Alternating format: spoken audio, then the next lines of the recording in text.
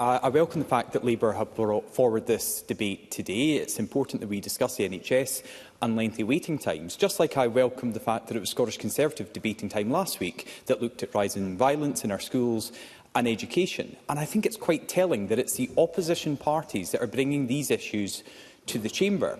And when Christine Graham spoke about context, I thought one area that she missed was context that we don't discuss this enough is the fact this is about the SNP's record in government over the last 18 years. It's the reason this always comes from the other parties, because the SNP don't want to defend their record, or they can't defend their record. This is an issue that is vitally important. And I know we have statements, I know we have questions, but yet again, on the crucial issues for our constituents, it is coming in opposition debating time to hold this government to account. I'll briefly give Cabinet Secretary. I recognise that we debated the investment that we're making in public services just yesterday. Douglas Ross. The SNP love to have these general debates. This is a very specific debate about waiting times in our NHS, the crisis in our NHS and social care. They like the general debate because they can pick and choose the bits that they can defend best. This is the SNP's record on show here, and it does not make pretty reading. I would give way, but I've only got 6 minutes. A lot of members have spoken about individual constituency cases today, and I want to add to that, because the shocking waiting times are simply that. They are shocking, and they are unacceptable, and they are indefensible. So one issue that I wrote to the Cabinet Secretary about earlier on this year, and I got a response to on Monday, is a constituent who came in to speak to me about her referral from her GP to see a gynaecologist. And she then phoned up the department within NHS Grampian to get her appointment, and she was told the waiting time. And I'll come on to that at the end of this. But I got a lengthy 3-page letter from the Cabinet Secretary, which starts off with an apology. He accepts things are not good enough. He finishes his letter by saying, "I understand that she, my constituent, will naturally be concerned by the delay. However, please be assured her treatment and care is the utmost priority for the Scottish Government, and I fully expect NHS Grampian to schedule your constituent's appointment as soon as possible." My constituent has been told, following a GP referral to see a gynaecologist, the waiting time is 2 years and 7 months.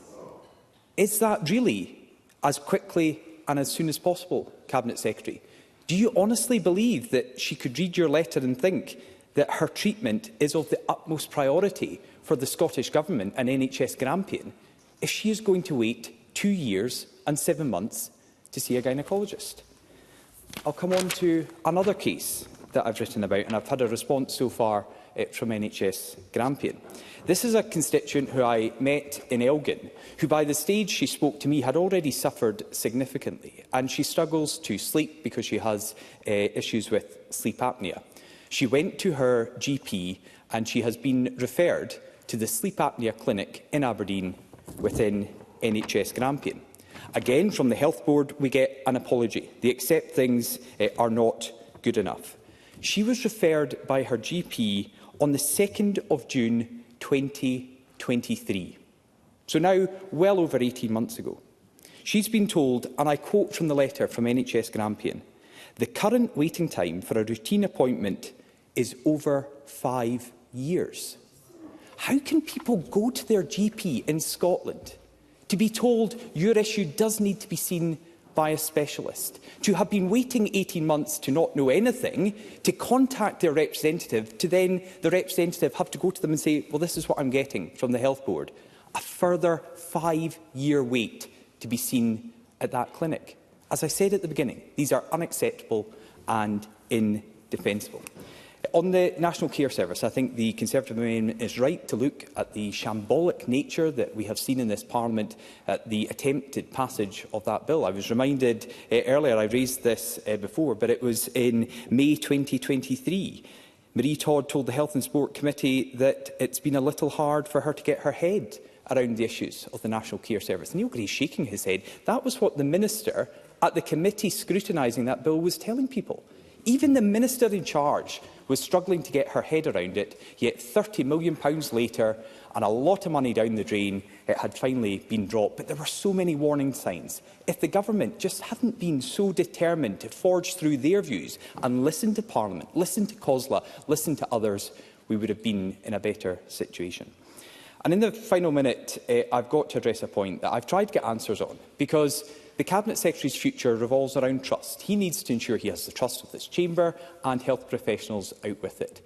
But he has still not been straight on the issue around what he knew about his misleading this Parliament and his correction of the record. So can the Cabinet Secretary now answer the question that John Swinney avoided last Thursday and Jamie Hepburn avoided last Wednesday?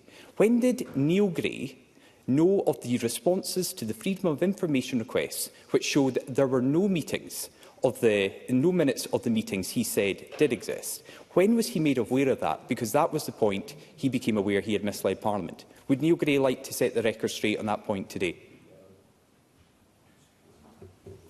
He won't. He stares straight ahead. At some point, Mr Gray, you will have to answer these questions. I don't know why you won't take the opportunity today to set the record straight. Mr Ross, could I ask you just to resume your seat for a second? You will be well aware, Mr Ross, knowing the procedures of the Parliament very well as you do, that obviously challenges to the accuracy of opinions and facts are perfectly in order. But the Chair will not tolerate an accusation that a fellow member has been deliberately untruthful or knowingly misled the Parliament. I just put that out there, and I hope that you were not intending to do either of those two things. I genuinely wasn't, and if I said that, I apologise, because Neil Gray did correct the record, and that was the point I was trying to make. The question is, did he do it as soon as he became aware? He's chosen not to set the record straight in the chamber today. I think he will have to at some point. Presiding Officer, in conclusion, patients deserve better. But all they get from this SNP government at the moment is deflection, dithering and denial. They need a health service that delivers for them day in, day out. Under the SNP, and for the last 18 years, it has not. It must and needs to get better.